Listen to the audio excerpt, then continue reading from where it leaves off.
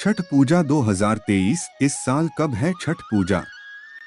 जाने नहाय खाए खरना सहित अन्य सभी तारीखें हिंदू धर्म में छठ पूजा का विशेष महत्व है। यह पर्व 4 दिनों तक चलता है।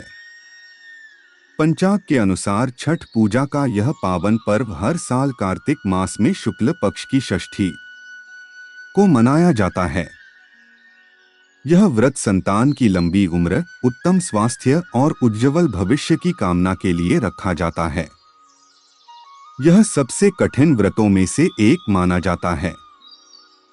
36 घंटों तक कठिन नियमों का पालन करते हुए इस व्रत को रख जाता है। छठ पूजा का व्रत रखने वाले लोग 24 घंटों से अधिक समय तक निर्जल उपवास रखते हैं। छठ पर्व का मुख्य व्रत षष्ठी तिथि को रखा जाता है, लेकिन यह पर्व चतुर्थी से आरंभ होकर सप्तमी तिथि को प्रातः सूर्योदय के समय अर्घ्य देने के बाद समाप्त होता है। 4 दिनों चलने वाले इस पर्व की शुरुआत इस साल कब से हो रही है?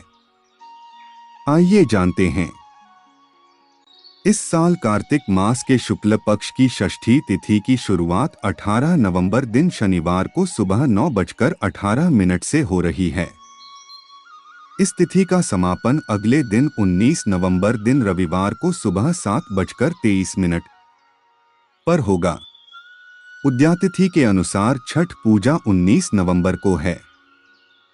कब है नहाय खाए 2023? लोक आस्था का यह महापर्व 4 दिन तक चलता है। इसका पहला दिन नहाय खाए होता है। इस साल नहाय खाए 17 नवंबर को है। इस दिन सूर्योदय 6:45 पर होगा। वहीं सूर्यास्त शाम 5:27 पर होगा। खरना 2023 की तारीख खरना छठ पूजा का दूसरा दिन होता है। खरना इस साल 18 नवंबर को है। इस दिन का सूर्योदय सुबह 6:46 पर और सूर्यास्त शाम 5:26 पर होगा।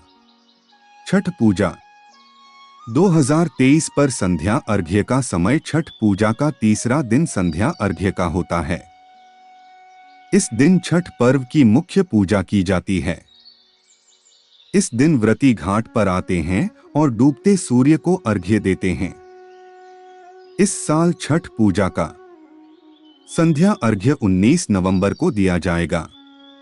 19 नवंबर को सूर्यास्त शाम 5:26 पर होगा। छठ पूजा पर उगते सूर्य को अर्घ्य देने का समय चौथा दिन यानी सप्तमी तिथि छठ महापर्व का अंतिम दिन होता है। इस दिन उगते सूर्य को अर्घ्य दिया जाता है और व्रत का पारण का होता है। इस साल 20 नवंबर को उगते सूर्य को अर्घ्य दिया जाएगा। इस दिन सूर्योदय 6:47 पर होगा। कौन है छठी मैया और कैसे हुई उनकी उत्पत्ति? छठी मैया के बारे में जानकारी देते पुजारी। एक प्रचलित कथा के अनुसार राजा प्रियव्रत ने संतान की प्राप्ति और रक्षा के लिए छठ व्रत किया था। दीपावली के 6 दिन बाद मनाए जाने वाले छठ पर्व को लेकर वेद पुराण से लेकर अन्य शास्त्रों तक में वर्णन है। इस महाव्रत की सबसे कठिन तथा साधकों के लिए सबसे महत्वपूर्ण रात्रि कार्तिक शुक्ल षष्ठी की होती है।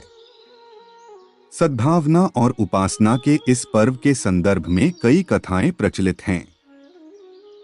इनमें प्रथम कथा भगवान राम पर आधारित है।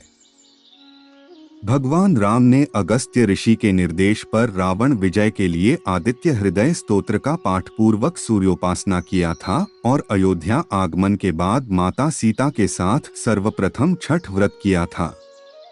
ब्रह्मा और भागवत पुराण के अनुसार इनसे हुई छठ माता की उत्पत्ति बेतिया निवासी आचार्य राधाकांत बताते हैं कि शास्त्रों के अनुसार षष्ठी देवी जिसे छठ माता कहा जाता है, ऋषि कश्यप तथा अदिति की मानस पुत्री है।